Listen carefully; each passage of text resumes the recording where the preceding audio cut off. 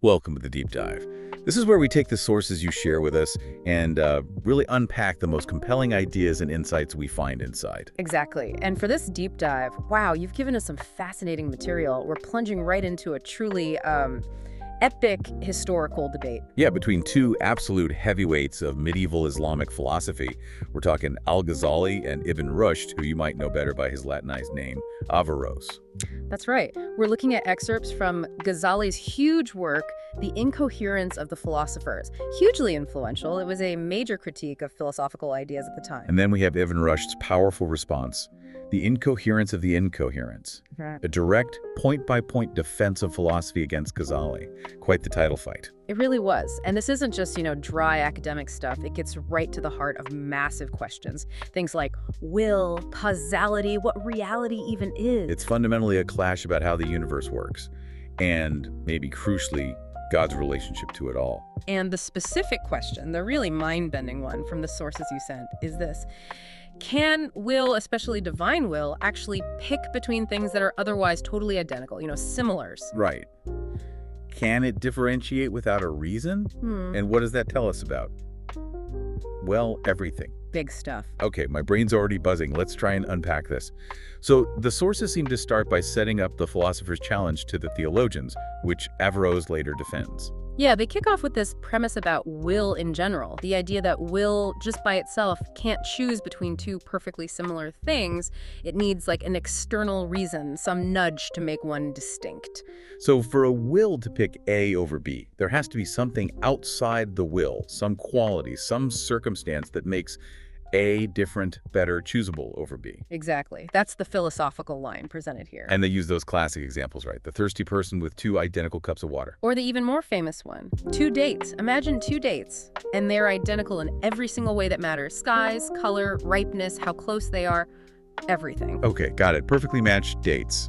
So according to this view, if those dates are truly indistinguishable for that hungry person, their will alone can't make the choice. They'd be stuck. So any choice they do make means there must have been some difference after all. Even a tiny one they weren't aware of. That's what they argue. Maybe one was a fraction closer or caught the light differently, something. Without any difference, choosing seems impossible. Or maybe it's just pure chance, which isn't really will in the deliberate sense. Okay, I think I can sort of grasp the idea for human choices. It feels like I usually have a reason, however small. But how does this become a problem for theology? How do they scale it up to God? Ah, right. That's the key move. They take this logic about human will and aim it straight at the theologians' concept of God's eternal will. Because theologians often talk about God's will being absolutely free, all-powerful. Exactly. And from the perspective of that ultimate will, certain possibilities like, say, the universe existing versus not existing, or being created at this moment versus the moment before might seem equivalent.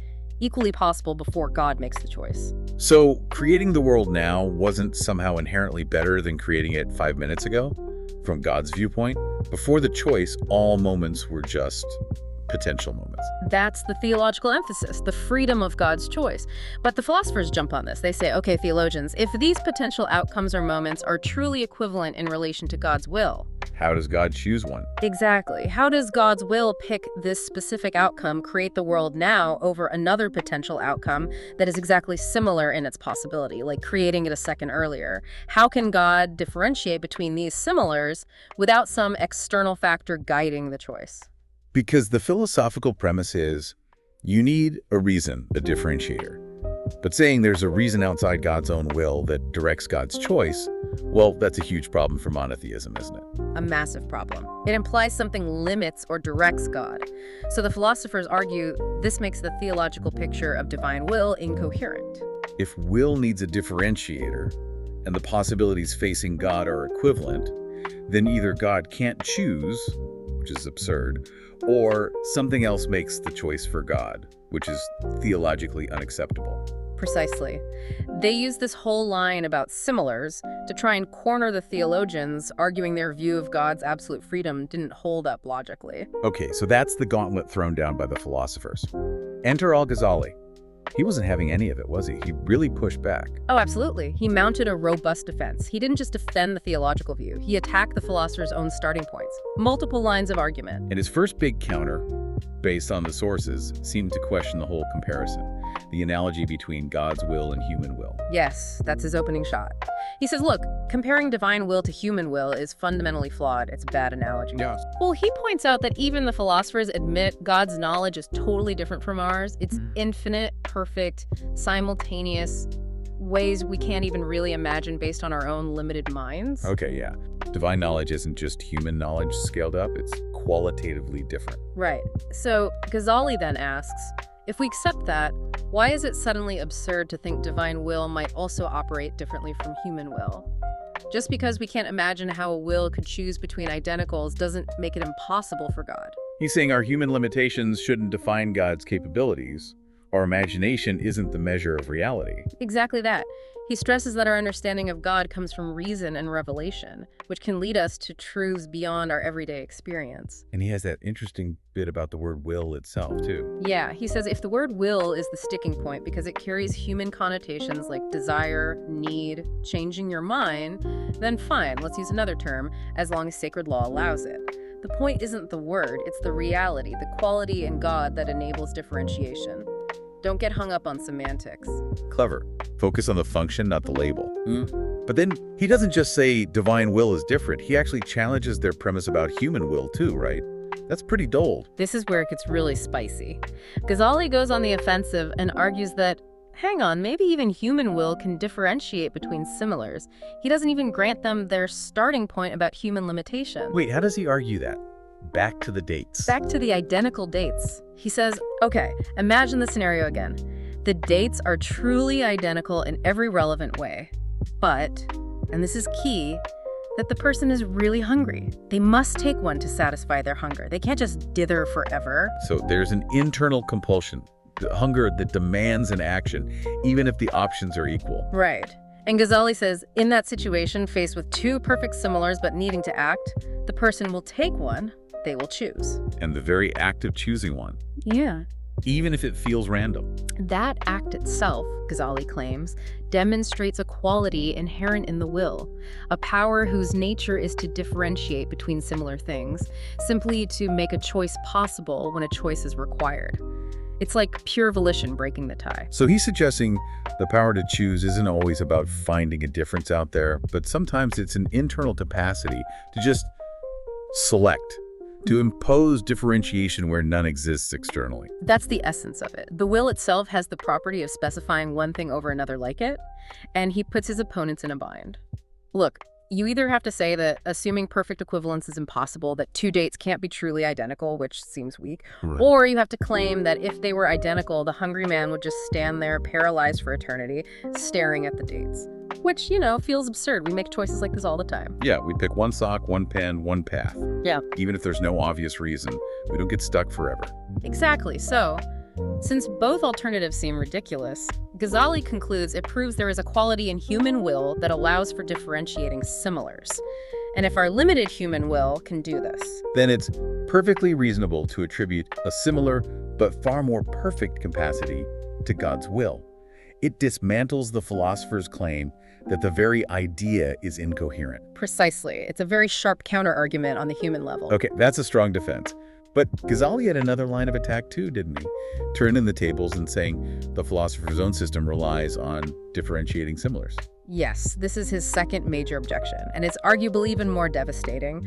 He argues that the philosophers, in their own explanations of the natural world of cosmology, implicitly assume the very principle they deny to the theologians. How does he do that? What examples does he use? He points to fundamental aspects of their model of the cosmos. For instance, the specific size and shape of the universe. Why this particular configuration with this number of celestial spheres, this overall size, rather than any other possible arrangement that might seem equally viable from a purely abstract point of view. If the universe operates purely out of necessity, how did these specific parameters become necessary over other potential ones? Good question, Ghazali suggests. But his killer example, the one really detailed in the sources, concerns the celestial poles, the North and South Pole. Right, in the ancient and medieval model, you had these spheres rotating. Yes, nested spheres, and the outermost sphere, the highest heaven, was considered crucial. Philosophers often argued it must be perfectly spherical because that's the simplest, most uniform, most perfect shape. And a key feature of this perfection was its homogeneity. It was supposed to be the same everywhere, totally undifferentiated in its substance. Okay, so perfect uniform ball. But this ball rotates, and rotation needs an axis, defined by two fixed points, the poles. These points are special because they don't move while everything else spins around them. I see where this is going. If the sphere is perfectly uniform, perfectly homogeneous, Then any pair of opposite points on its surface should be identical to any other pair.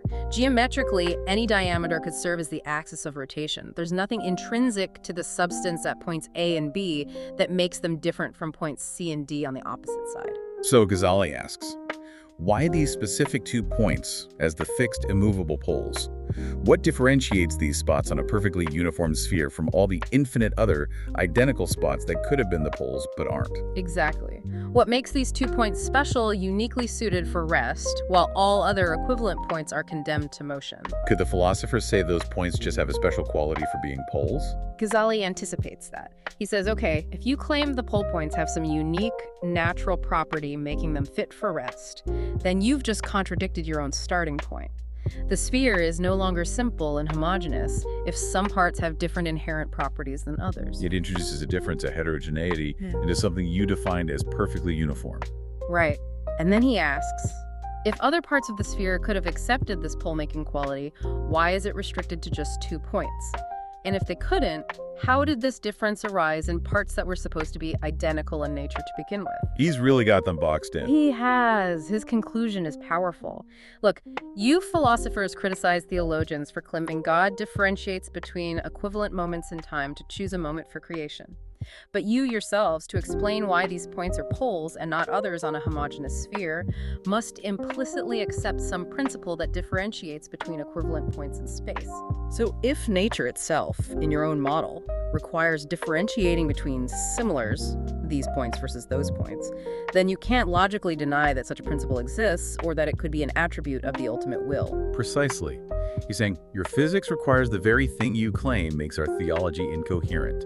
Game, set, and match, according to Ghazali. Wow, that's quite the intellectual takedown. So Averroes is writing his Incoherence of the Incoherence, specifically to push back against these arguments. How does he respond? Averroes' response is systematic. He basically sees Ghazali's arguments as clever, perhaps persuasive in a debate. He might call them dialectical or rhetorical, but ultimately not grounded in what philosophers considered rigorous, necessary proof or demonstration. So, good debating points, but not philosophically sound in the strictest sense. That's Averroes' take. He feels Ghazali highlights apparent paradoxes, but doesn't offer a coherent, demonstrative alternative based on first principles. So Averroes doubles down on the core philosophical picture, which is that the universe's structure isn't arbitrary, but a necessary consequence of natural laws and principles. Exactly. He reiterates that the cosmic setup, Earth at the center, water, air, fire, the celestial spheres, their movements isn't God picking from a menu of equally possible worlds. It's the necessary result of fundamental principles. Heavy things must go to the center, light things must move away. The finite spherical cosmos necessitates certain types of motion and structure. So for Averroes, the outcomes weren't really similar possibilities to begin with. The actual structure was the only one that could necessarily arise from the fundamental nature of things. That's the core of his defense. The structure is determined, not chosen from equivalence. And when he addresses the pole example specifically, Yeah, how does he get around Ghazali's point about the homogeneous sphere? he argues that within the context of the entire dynamic system, the parts of the sphere are not truly equivalent in their function in relation to the whole structure of motion and the center. Their position relative to the necessary patterns of cosmic movement naturally differentiates them. So it's not that an external choice picks the poles from identical points. It's that the necessary physics of the whole system determines that these points function as poles because of their unique relational position within that necessary structure. That's the gist of Averroes' counter. Their role as poles isn't imposed on identical points. It arises necessarily from their differentiated function within the determined cosmic order. The homogeneity is in the underlying substance, perhaps, but not in the relational dynamics. Okay, and then he also comes back to the very idea of divine will and what it wills, challenging Ghazali's framing there too. Yes, he fundamentally disagrees with the premise that The things God wills are similar in the way Ghazali needs them to be for his argument. Averroes says God's will primarily deals with fundamental opposites, like being versus non-being. And for Averroes, being is always inherently better or more perfect than non-being. Correct. So the primal will eternally wills existence, wills the good, wills the more perfect state. This isn't an arbitrary choice between two equally neutral options.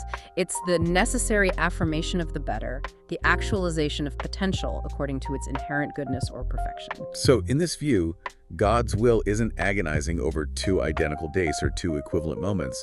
It's eternally expressing the necessary drive towards existence and perfection, which then unfolds through the chain of causes that structure the universe. Precisely. Which, for Averroes, means the whole problem of differentiating similars, as Ghazali posed it, doesn't really apply to God's primary act of willing. The options weren't truly similar or equivalent in the first place. One was always inherently pressable according to the fundamental nature of reality itself. Wow, okay. So, stepping back from the thrust and parry of the arguments, what does this whole debate, looking at it through the sources you shared, really signify? What's the big picture here? Well, at its absolute core, it's this profound struggle over how we conceive of ultimate reality, causality, and choice. Is the universe fundamentally deterministic, a necessary unfolding of principles? Or is there genuine contingency, real choice, especially at the ultimate level, between possibilities that might seem, in themselves, perfectly equivalent? Right. And this specific problem of differentiating similars becomes the lens through which they explore this. Whether you're talking about a person choosing a date, God choosing a moment, or even nature choosing poles for rotation. It forces you to scrutinize what terms like similar, identical, choice, and reason actually mean.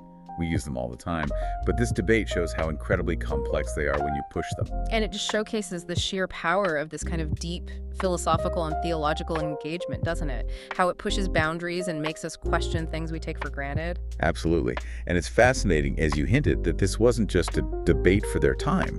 These arguments, these questions, they resonated, they echoed down through centuries, influencing thinkers in different traditions, including in Europe later on. They really tap into enduring human questions about freedom versus necessity, about why the world is this way and not some other way. So here's maybe a final thought to leave you, the listener, with. It built on all this, but wasn't explicitly in our back and forth just now. Okay. The next time you face a choice between two things that seem utterly identical, maybe it's two cans of beans on the shelf, same brand, same price, look the same, or two possible routes on your GPS that claim the exact same travel time. Yeah. Happens all the time. Pause for just a second and think about Ghazali and Averroes. Is your act of picking one truly an arbitrary exercise of pure will, differentiating where there's no difference? Or, as Averroes might lean towards, is there always some subtle, maybe unconscious reason? A tiny dent in one can, a slightly more familiar road name on one route, a flicker of light, some minute factor that actually determined your choice, even if you weren't aware of it. And what would either answer imply about how your mind works and maybe even how the world works? Is it all reasons all the way down? Or is there room for pure, uncaused selection? Something to ponder. Thanks for joining us for this deep dive into the really challenging and fascinating world of Al-Ghazali and Ibn Rushd.